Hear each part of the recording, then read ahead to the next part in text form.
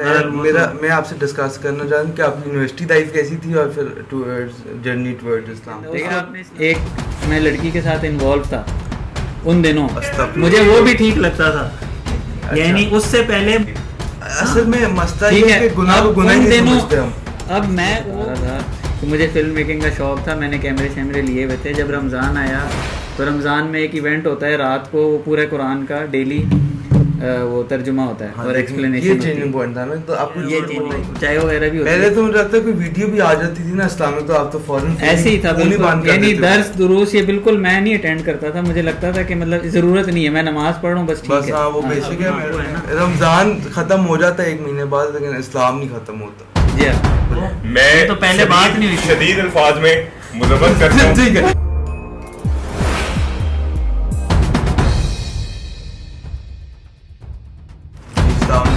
तो आज हमारे साथ हसन भाई बैठे हुए हैं।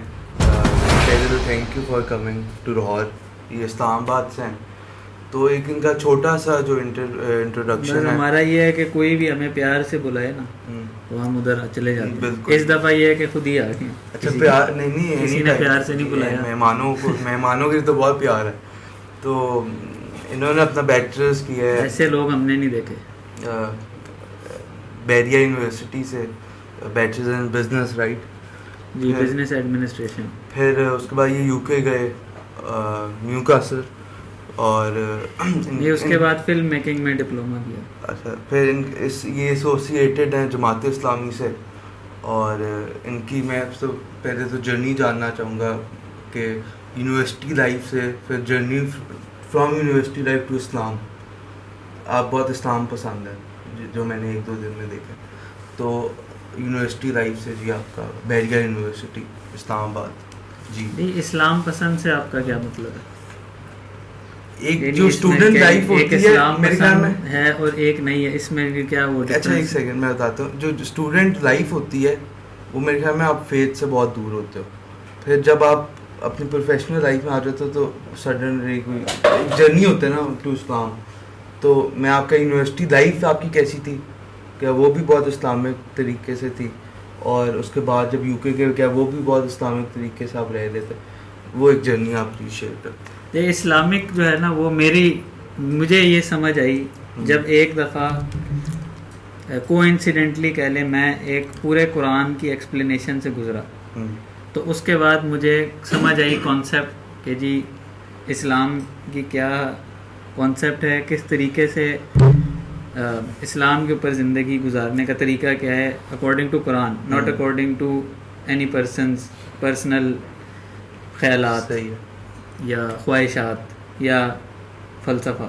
नहीं, वो जो फ़लसफ़े देते हैं वो भी अकॉर्डिंग टू कुरान नहीं वो अगर तो कोई उससे देता है तो वो तो मेरे ख्याल से फिर ठीक है, सही। लेकिन नहीं कोई अपने ख्याल से देता है वो भी ठीक है, लेकिन मैटर यानी मेरे लिए पर्सनली ज़ाती तौर पे वो किया कि जब आप कुरान से गुजरे तो आपको पता चला अच्छा कुरान का ये फ़लसफ़ा है और कुरान ये बताता है कि ज़िंदगी ऐसे होनी चाहिए। तो ये जर्नी कब शुरू हुई जब आपने कुरान मतलब कि ये हुआ लाइफ से? नहीं, यूनिवर्सिटी लाइफ से नहीं, वो हुआ ये कि रमज़ान आया तो मुझे फिल्म मेकिंग और इन चीज़ों का शौक़ था। कब की बात है? 2012 और फिर 13 की, मतलब कि जब आप यूके गए थे। 2012 में मैं यूके गया था। वो एक बड़ा अनफॉर्चुनेट इवेंट था, वहाँ पे कुछ ऐसे लोगों से भी मुलाकातें हो गई। मेरी बात तो, जी आपके कज़न की, आपकी कज़न थी वो। कुछ आप ज़िंदगी में ज़ाहिर है ये ज़िंदगी का पार्ट होता है, कुछ रिग्रेट्स आपको होते हैं और आपने खुद वो फैसले किए होते हैं। जी। तो वो आपसे फैसले कुछ हो गए जो आप खुद करते हैं, उसका आप किसी को मैं किसी को जिम्मेदार नहीं ठहरा रहा। पहले तो मैंने खुद वो फैसला किया। फिर मैंने वो एक मेरे होते थे वो आपके कज़न न्यू कासल में मुबीन इम्तियाज, तो बस वहाँ चले गए। फिर वहाँ उन्होंने जिद की कुछ जगहों पे लेके जाने की। मेरा सवाल है मैं आपसे डिस्कस करना चाहता हूँ कि आपकी यूनिवर्सिटी लाइफ कैसी थी और फिर जर्नी टुवर्ड्स इस्लाम। देखिए आपने इस्लाम से शुरू किया इसलिए मैंने इस्लाम की बात बताई। इस्लाम की मुझे जो समझ है या जो मुझे लगता है मुझे समझ आई वो जब मैं कुरान से गुजरा तो मेरी मुझे एक वो फीलिंग आई कि यार ये आप क्या कर रहे तो हो, अपनी आपको तो पता ही नहीं है। बताए ना कि पहले अच्छा, क्या उससे थे? पहले भी मुझे यही लगता था, मैं नमाज पढ़ता था, मुझे यही लगता था कि शायद यही है नमाज, तो क्योंकि घर में पेरेंट्स ने बहुत ज़्यादा मोटिवेट किया था और समझें कन्विंस किया था और वो सारा किया था कि नमाज जो है वो नहीं छूटनी चाहिए, और बहुत ज़्यादा बचपन में इनकरेज किया था। तो वो तो उस चीज़ की आदत थी, और फिर घर में सबको देखा था, तो वो तो एक ये पता था कि ये फ़र्ज़ है, इसको छोड़ नहीं सकते, लेकिन एक जो माइंड सेट होता है ना आपका, वो मैं समझता था बस यही ठीक है। लेकिन जब आप वो उससे गुजरा तो वो मैं एक दफ़ा एक हिल के रह गया, यानी हिल के इस तरह रह गया कि आपको नहीं तो मुझे तो पता ही नहीं है ये सारी बातें, और ये तो बेसिक बातें अल्लाह आपको बता रहा है और ये आपके लिए रेलेवेंट है और ये आपके ऊपर अप्लाई करती हैं, और अगर आपने इनको नहीं समझा तो कॉन्सिक्वेंसेस बहुत सख्त हैं। तो वो सारी चीज़ें जब एक दफ़ा आपके ऊपर आई ना, तो फिर आप कुछ बड़े फंडामेंटल अपनी लाइफ के हिसाब से फैसले लेते हैं, बड़े वो क्या कहते हैं शार्प टर्न्स आप फिर लेने की कोशिश करते हैं। तो वो ऐसा हुआ। तो अगेन मैं उस पॉइंट पर आना चाहूँगा कि आपकी यूनिवर्सिटी लाइफ बैरिया में कैसी? आप किसका पूछना चाह रहे हैं?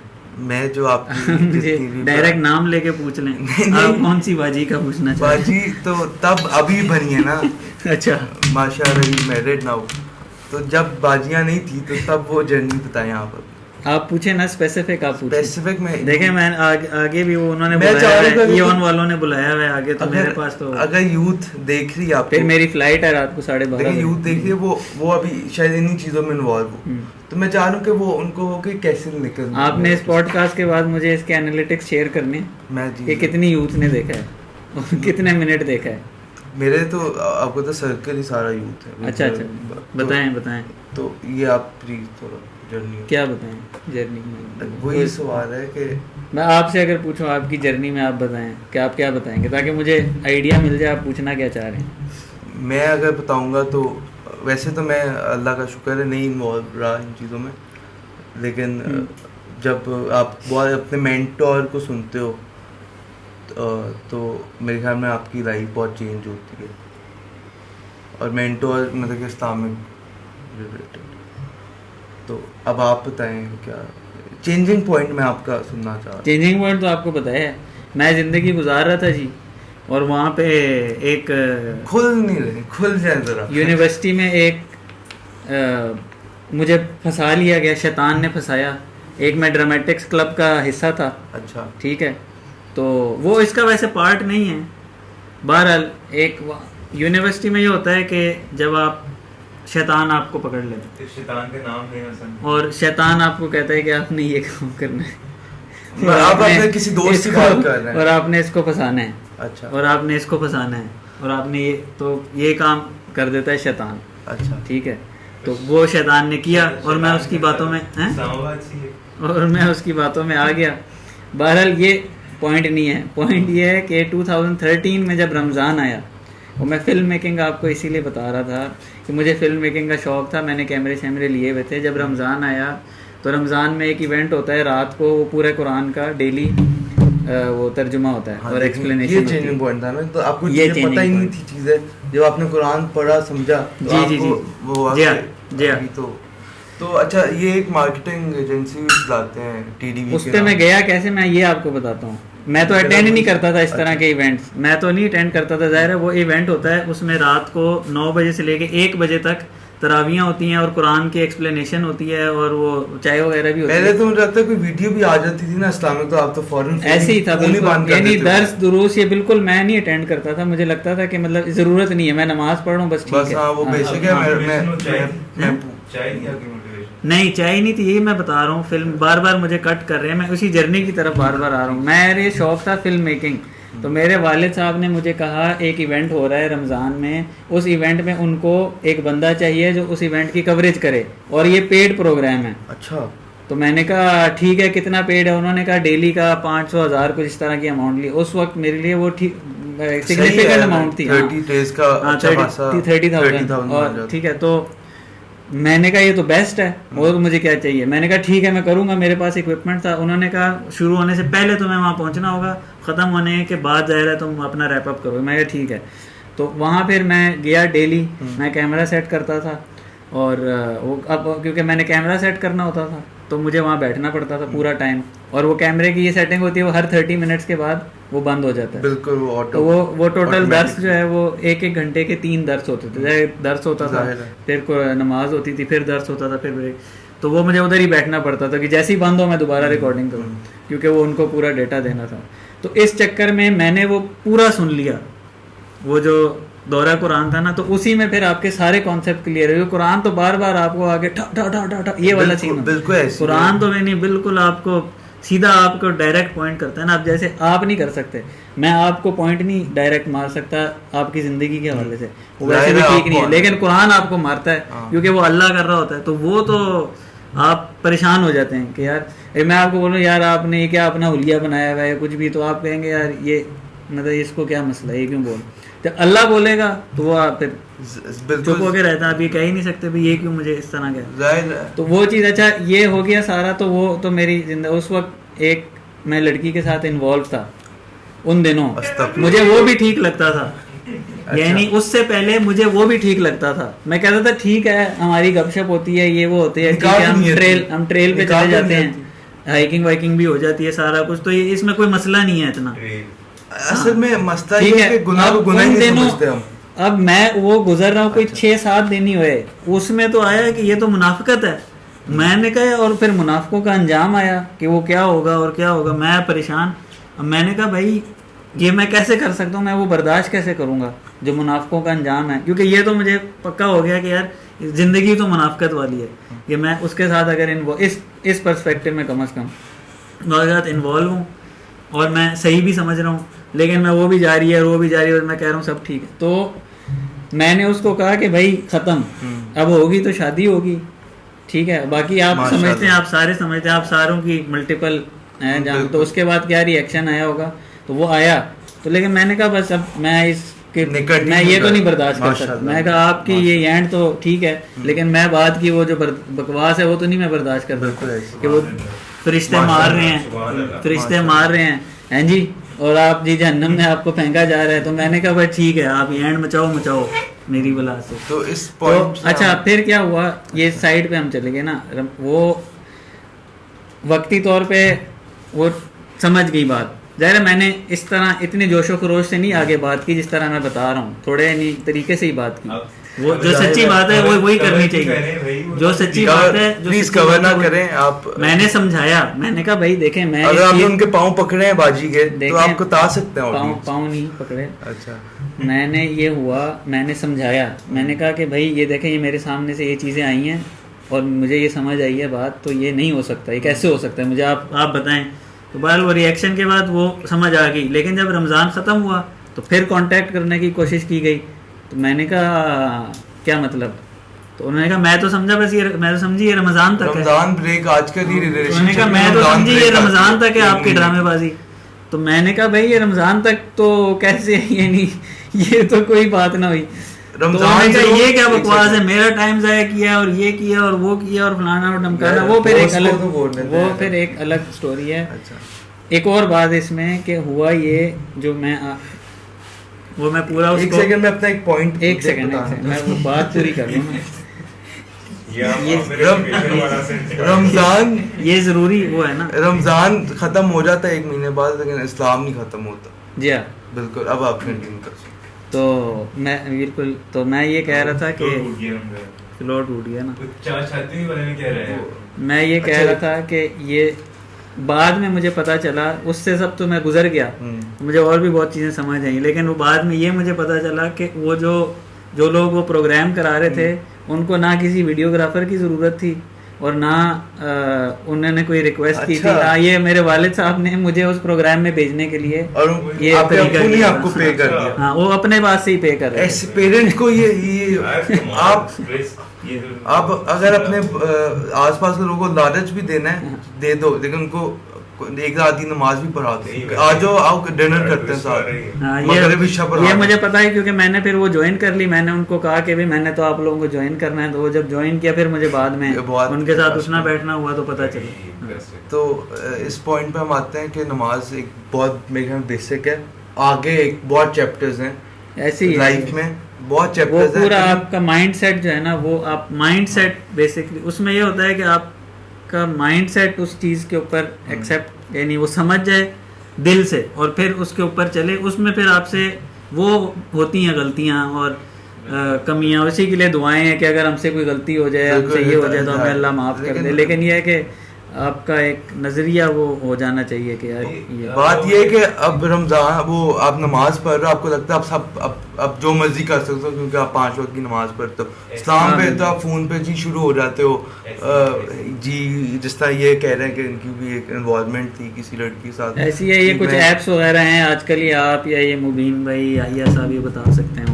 तो अच्छा, तो अब आगे एजेंसी आपकी है, मार्केटिंग एजेंसी आप चलाते हैं इस्लामाबाद में। जी। तो अभी क्योंकि आप कल बात कर रहे थे अपने एम्प्लॉई से मीटिंग में, वो क्रिएटिव एजेंसी आप अपने एम्प्लॉयज़ को कह रहे थे कि हम वो इस्लाम में जो एक बाउंड्रीज है उनसे बाहर नहीं जाना।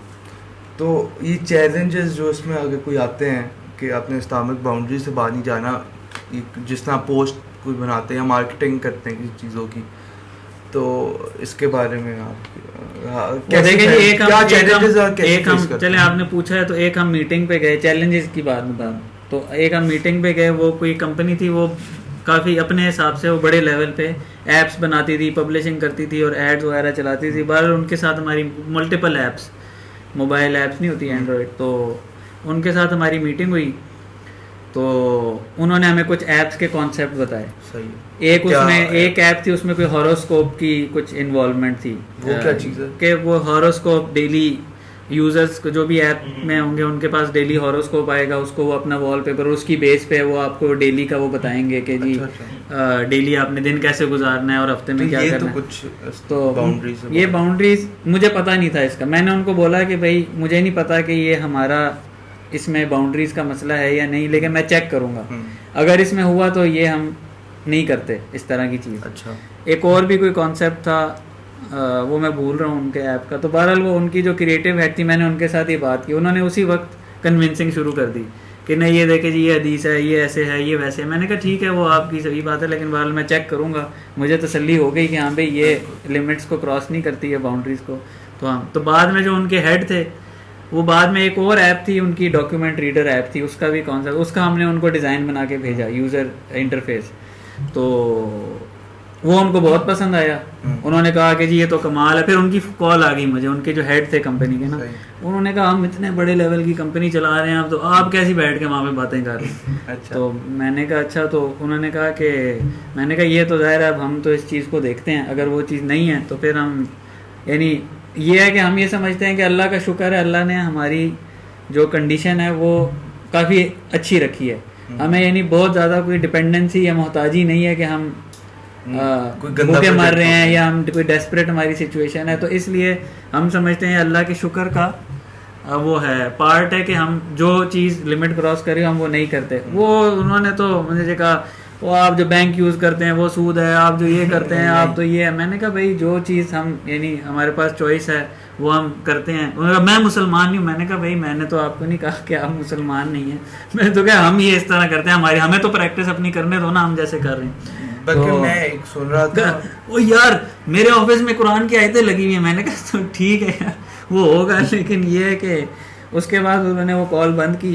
फिर उसके बाद वो एक और जो हमारा म्यूचुअल बंदा था उसको कॉल की उन्होंने फिर बाद में मुझे बताया, उसको कॉल किया, उन्होंने कहा यार मैं मुसलमान नहीं हूँ। तो मैंने कहा यार तो इसमें ये मैं परसों कोई सुन रहा था डॉक्टर स्टार का कि और यही एक सेकंड तारिक साहब एक सेकंड, यही एक दफ़ा एक हमें किसी गोरी आंटी का प्रोजेक्ट आया ऑनलाइन।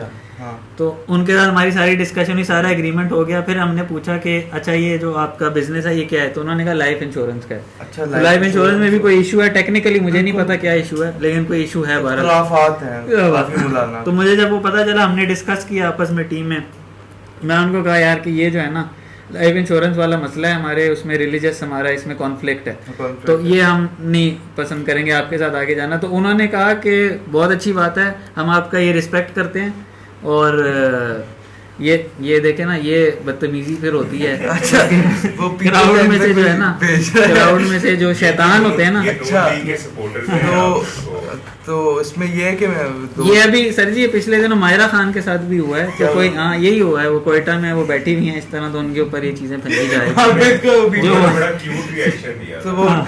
डॉक्टर इस्तार मैंने भी यही कोशिश की। वीडियो देख रहा था कि ये फतवा तो ले देते हैं हम कि ये ऐप मिजान बैंक की जो इन्वेस्टमेंट सिस्टम है ये ठीक है, लेकिन आपका दिल अगर नहीं मानता तो आप क्यों करने की जरूरत है वो। तो बहरहाल वो एक जो अंग्रेज आंटी थी उन्होंने कहा कि ये बिल्कुल अच्छी बात है, ठीक है, और उसके बाद उन्होंने कहा हमारे पास अगर कोई और प्रोजेक्ट है हम उसके हवाले से आपसे बात करेंगे।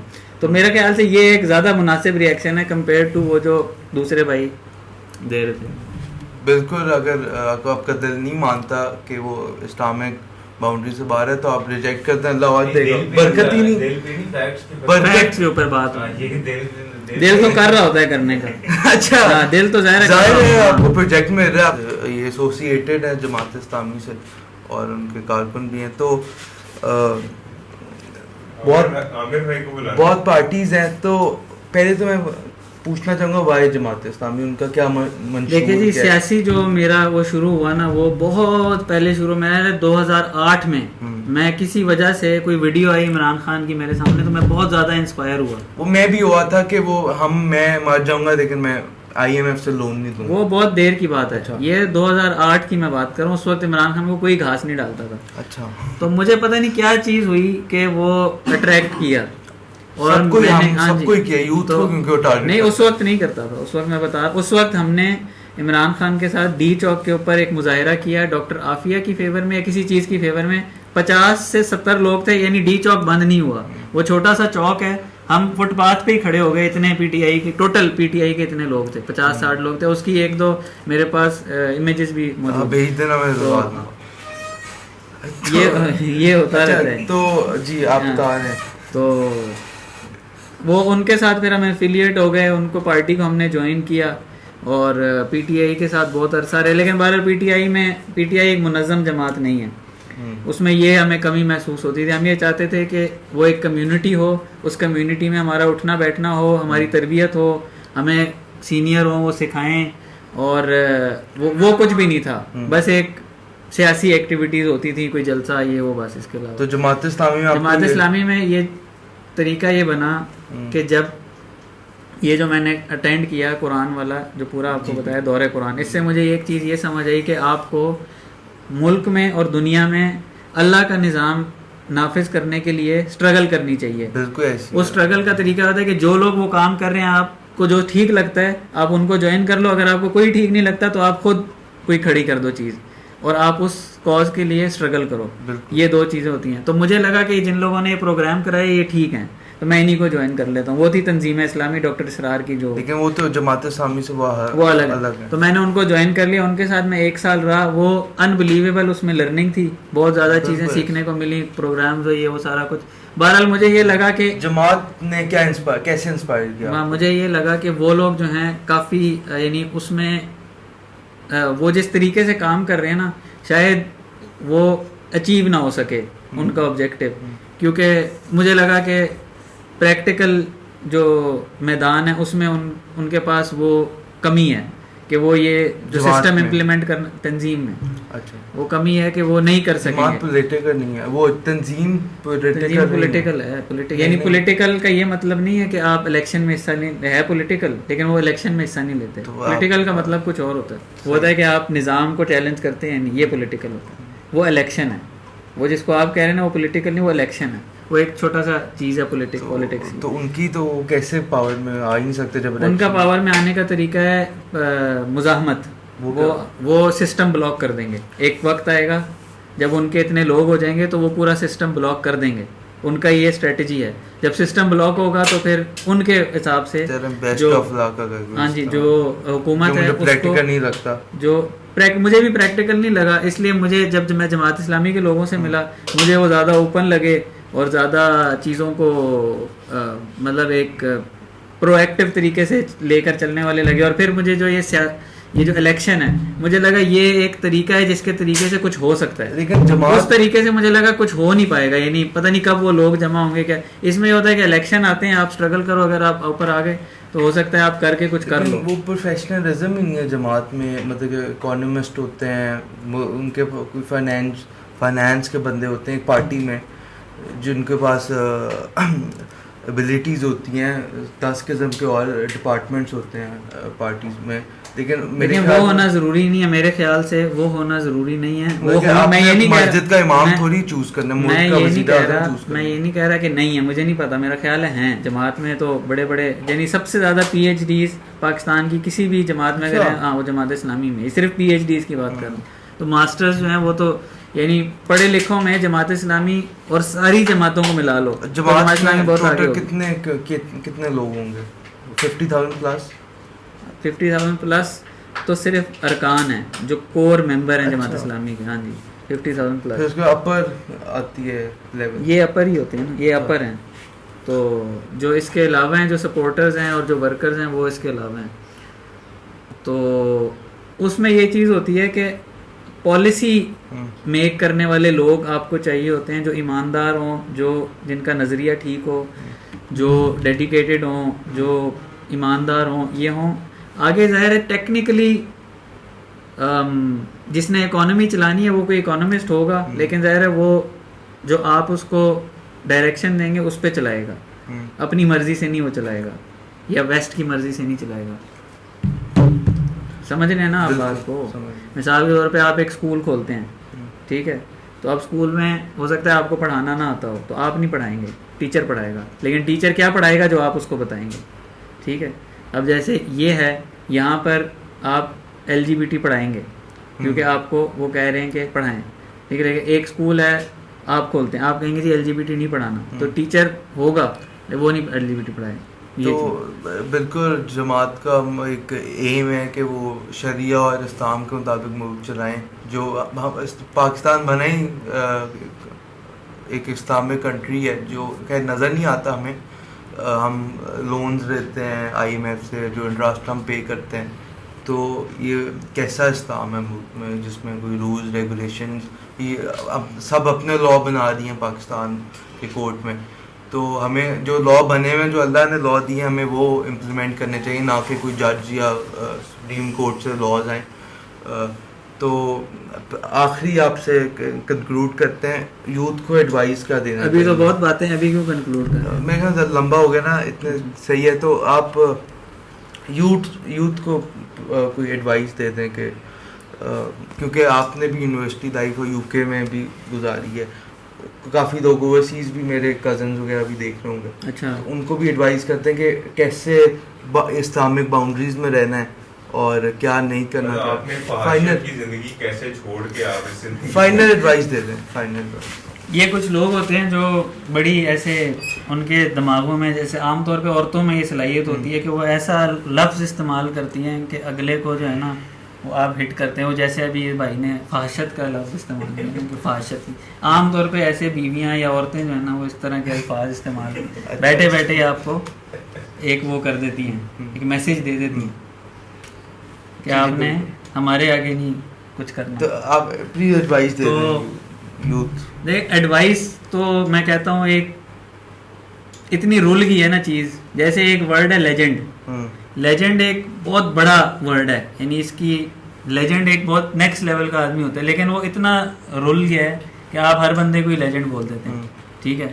तो इसी तरह जो मशवरा है ना वो बहुत कीमती चीज़ है और वो बहुत एक दे देना, सोच समझ के किसी को देना चाहिए। और आमतौर पे यहाँ पे लोग बैठे बैठे हर किसी को सोचे समझे बगैर, ये बड़ी ज्यादती होती है। और ख़ास कर ये क्यों कि आपने ना अगले का समझा, उसकी क्या सिचुएशन है, उसकी क्या स्टेज है, उसकी क्या पोजीशन है, आप उठा के उसको कोई भी मशवरा दे और अगर वो उस पर अमल करने लग जाए और वो बढ़ जाए, दुनियावी लिहाज से बढ़ जाए, देखिए तो फिर आप उसके जिम्मेदार हैं, लेकिन फिर आप जिम्मेदारी नहीं लेते। भाई आप यूनिवर्सिटी मिसाल के तौर पे, मैं कह रहा हूं, मिसाल के तौर पे वो तावीज इनको देते हैं कि एंड बस ये मिसाल के तौर वो ना जैसा 3 इडियट्स में, अरे कहना क्या चाहते हो? हाँ भाई, आप जो कहना क्या चाहते हो आप अपना पॉइंट खत्म करें ताकि मैं कंक्लूड करूं।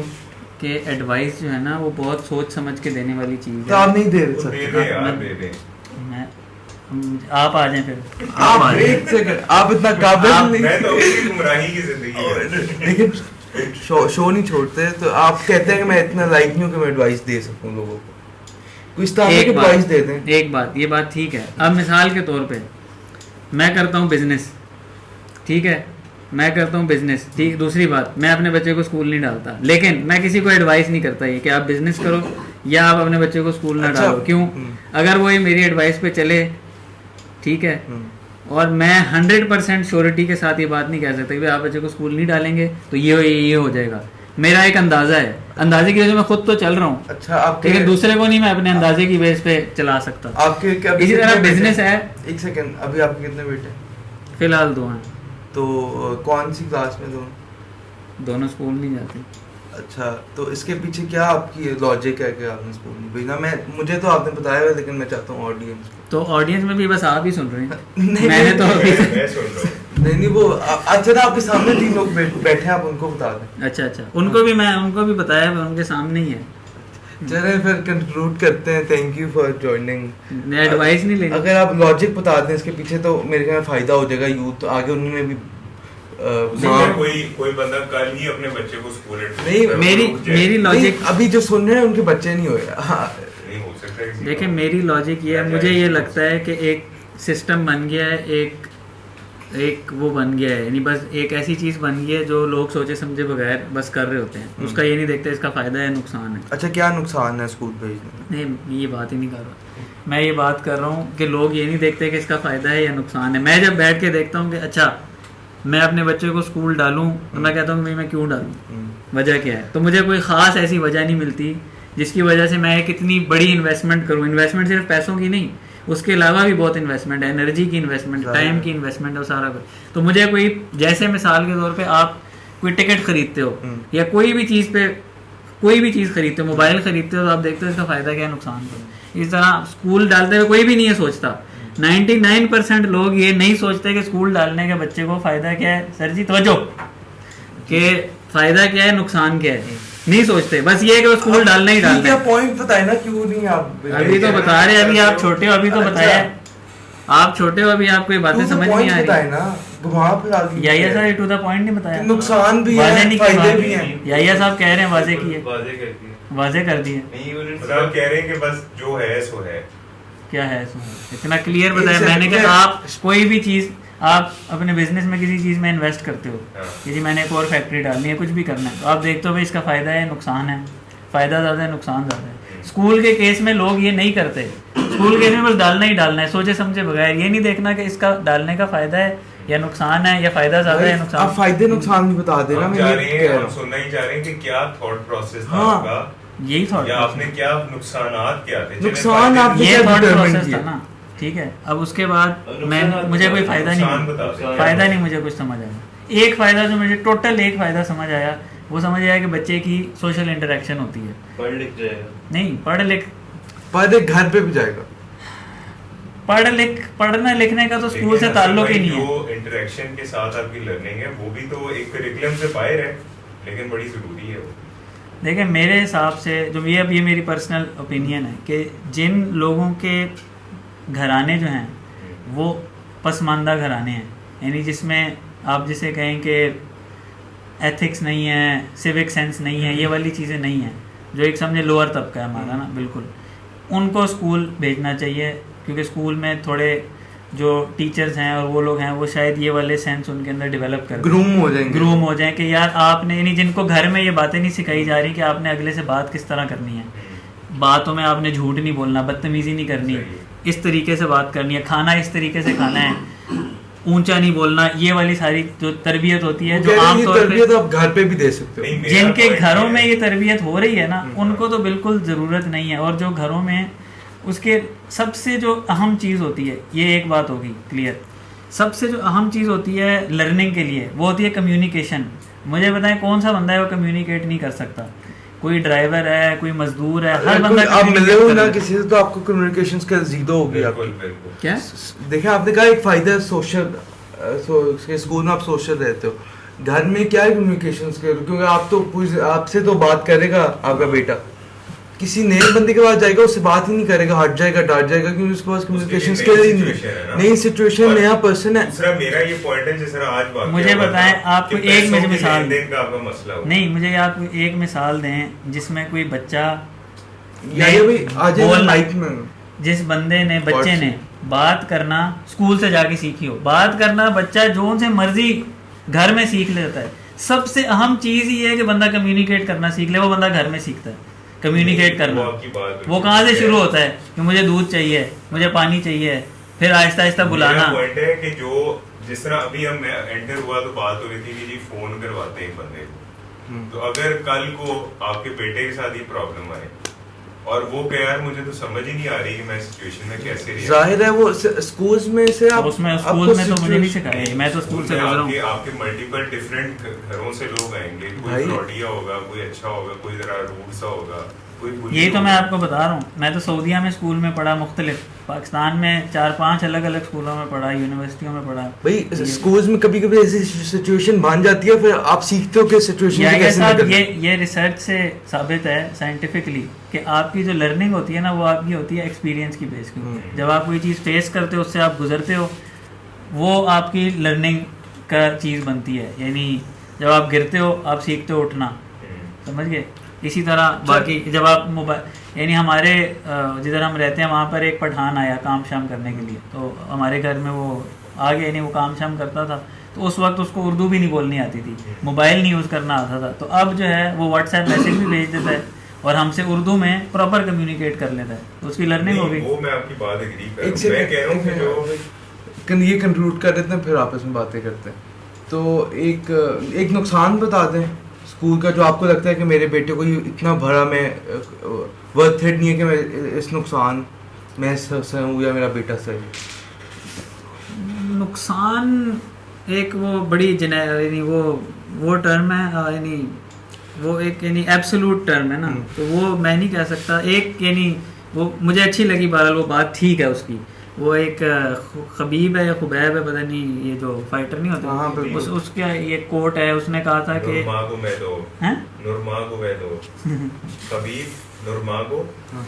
अच्छा ये नाम है उसका, अच्छा। तो उसने ये कहा था कि जिस किसी बंदे के साथ आप खुद 5 मिनट बैठना पसंद ना करें, उनके पास आप अपने बच्चों को 8-8 घंटे के हवाले कर देते हैं। तो एक ये बात है ना, बिल्कुल, कि आप बहुत ज़्यादा कॉन्शियस होते हैं कि यार ये मेरा बच्चा अच्छी कंपनी में बैठे, ये तो हर किसी की नेचुरली वो होती है। तो आपको क्या पता वो अगले कौन है, तो बेटे को आप सिखाए ना कि आप डिटरमिन खुद करो कि ये अच्छा है, ये चीज आप माँ से अच्छा कोई है, माँ से बच्चे आके बहुत तेज है, वो डिटरमिन कर देते हैं कौन अच्छा है कौन नहीं अच्छा। उसको समझ है कि प्यार से बात करते हैं, मैं इसके साथ बैठूंगा। देखें माँ ये लोग दे रहे हैं आइडियल उसको अब मैं और मुबीन एचसन में पढ़े हैं हम लोग, बुली इधर आके बैठ जाना क्योंकि माइक में ताकि आप बोल रहे हैं। नहीं मैं तो इनके साथ नहीं बैठूंगा भाई, बैठ ये देखें, ये आपने पहले नहीं कहा था। देखें 1 मिनट, ये आप सब भी इधर मौजूद थे, प्रोड्यूसर साहब, इन्होंने कहा था कि आपका अकेले का इंटरव्यू होगा, इसमें वो नहीं होंगे। अच्छा, ये अहमद साहब, ये बात हुई थी पहले, इन्होंने कहा था कि अकेले इंटरव्यू होगा। नहीं वो ज्वाइन करना चाहता, बंद हो जाएगा। हाँ नहीं, बंद हो जाए तो बंद हो, मैं तो पहले बात नहीं हुई थी। शदीद अल्फाज में मुज़म्मत करता हूं। ठीक है, चलो जी कंक्लूड करते हैं। बहुत मजा आया जी आपसे बात करके। आई होप कि किसी ने यूथ को मशवरा देना था। वो आप कह रहे हैं कि मैं इतना इस लाइक हूं कि मैं देख, ये मैंने कहा ही नहीं। आपका मकसद ही यही है। मुझे बताएं इनको किसने बनाया होस्ट? आप होस्ट किसी ऐसे बंदे को बनाए जो बात को समझ सके। क्विक सजेशन देते हैं, क्विक सजेशन। देखिए यूथ को ये चाहिए कि यूथ मीनिंगफुल काम करे। जो इंटरनेट पे कोई लोग आ रहे हैं और मशवरे दे रहे हैं, उनसे ठीक है हर किसी की बात सुने, हर किसी की बात सुने, लेकिन काम ये देख के शुरू करें कि यार इस काम में मैं कितनी मीनिंगफुल आउटपुट दे सकता हूँ, जिस आउटपुट से बड़े लेवल का ना भी सोचें, एक छोटे लेवल पे एक मीनिंगफुल इम्पैक्ट हो मेरी काम करने के नतीजे में, कॉज हो। हाँ कॉज हो। और जब ये सोच होगी तो मेरे ख्याल से पैसा भी आने लग जाएगा, पैसा फॉलो करेगा। जब आप इस चीज से शुरू करते हैं ना कि मुझे मिसाल के तौर पे ग्राफिक डिजाइनिंग सीखनी है ताकि मैं पैसे कमाऊं क्योंकि फलाना बंदा पैसे कमा रहा है, तो आप वो ना उस लेवल की सीख सकते हैं कि आप उस लेवल के पैसे कमा सकें। तो क्या मकसद होना? क्योंकि वो जो कमा रहा है उसने जब सीखी थी तो उसने शौक की बेस पे सीखी थी मेरे हिसाब से, और उस शौक की वजह से वो उसमें प्रोग्रेस करता है और अब उसकी स्किल जिस चीज का आपको शौक है वो चीज करें। नहीं ये आपने तो वो कर दिया, स्वीपिंग स्टेटमेंट दे दी, तो मैंने बड़ी सोच समझ के सही है, मैं तो कंक्लूड कर रहा हूँ। तो बहुत मजा आया आपसे बात करके, और best of luck with TDB जो आपकी एजेंसी है। हाँ, द डिजिटल tdbagency.com। अगर किसी ने सोशल मीडिया मार्केटिंग करानी है और वो